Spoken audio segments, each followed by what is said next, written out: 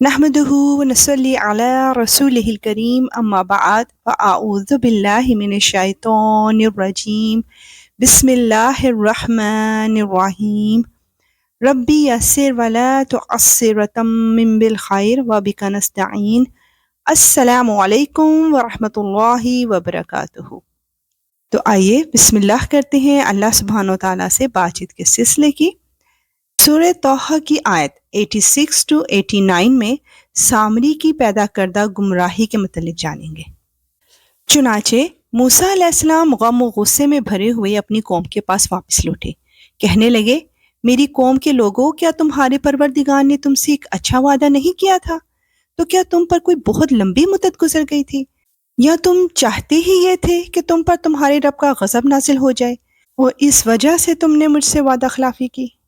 کہنے لگے ہم نے اپنے اختیار سے آپ کے وعدے کی خلاف ورزی نہیں کی، بلکہ ہوا یہ کہ ہم پر لوگوں کے زیورات کے بوجھ لدے ہوئے تھے، اس لیے ہم نے انہیں پھینک دیا۔ پھر اسی طرح سامری نے کچھ ڈالا اور لوگوں کے سامنے ایک بچڑا بنا کر نکال لایا۔ ایک جسم تھا جس میں سے آواز نکلتی تھی۔ لوگ کہنے لگے کہ یہ تمہارا معبود ہے اور موسیٰ علیہ السلام کا بھی معبود ہے، مگر موسیٰ علیہ السلام بھول گئے ہیں۔ بھلا کیا انہیں یہ نظر نہیں آ رہا تھا کہ وہ نہ ان کی بات کا جواب دیتا تھا اور نہ ان کو کوئی نقصان یا نفع پہنچا سکتا تھا؟ بے شک یا رب العالمین تو وحدہ لا شریک ہے اور ہر معاملات تیرے ہاتھ میں ہیں۔ آیت 90 to 95 میں قوم کی گمراہی اور حضرت ہارون علیہ السلام کے طرز عمل کو دیکھیں گے۔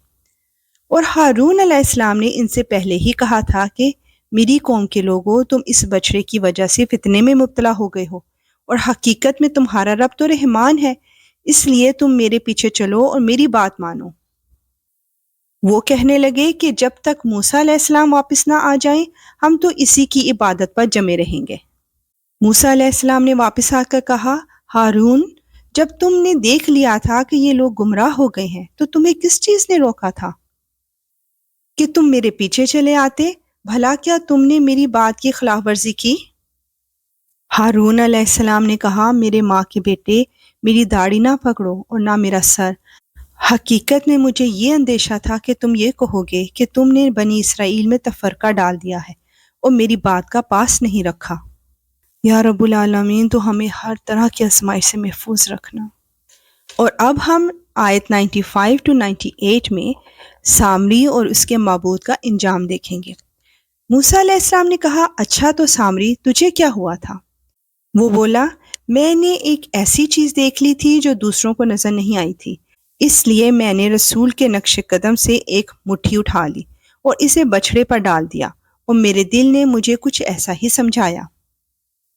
موسیٰ علیہ السلام نے کہا، اچھا تو جا، اب زندگی بھر تیرا کام یہ ہوگا کہ تو لوگوں سے یہ کہا کرے گا کہ مجھے نہ چھونا، اور اس کے علاوہ تیرے لیے ایک وعدے کا وقت مقرر ہے جو تجھ سے ٹلایا نہیں جا سکتا، اور دیکھ اپنے اس جھوٹے معبود کو جس پر تو جمع بیٹھا تھا، ہم اسے جلا ڈالیں گے اور پھر اس کی راکھ کو چورا چورا کر کے سمندر میں بکھیر دیں گے۔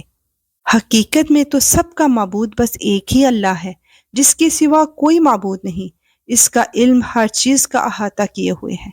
بے شک یا رب العالمین ایسا ہی ہے جیسا تو نے فرمایا۔ آیت 99 to 101 میں ہم جانیں گے کہ قرآن مجید میں بیان شدہ قصوں کی کیا حکمت ہے۔ اے پیغمبر، ماضی میں جو حالات گزرے ہیں ان میں سے کچھ واقعات ہم اسی طرح تم کو سناتے ہیں، اور ہم نے تمہیں خاص اپنے پاس ایک نصیحت نامہ عطا کیا ہے۔ جو لوگ اس سے منہ موڑیں گے تو وہ قیامت کے دن بڑا بھاری بوجھ لادے ہوں گے، جس کے عذاب میں وہ ہمیشہ رہیں گے، اور قیامت کے دن ان کے لیے یہ بدترین بوجھ ہوگا۔ اللہ اکبر۔ یا رب العالمین تو اپنی رحمت کے صدقے، اپنے فضل سے روز محشر ہماری عزتیں رکھ لینا۔ یا رب العالمین تو ہمیں اور ہمارے تمام پیاروں کو قیامت کی ہولناکیوں سے محفوظ فرمانا۔ انشاءاللہ ملیں گے نیکسٹ آیات کے ساتھ۔ اب اجازت، وآخر دعوانا ان الحمد للہ رب العالمین۔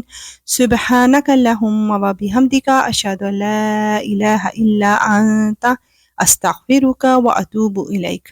السلام علیکم ورحمۃ اللہ وبرکاتہ۔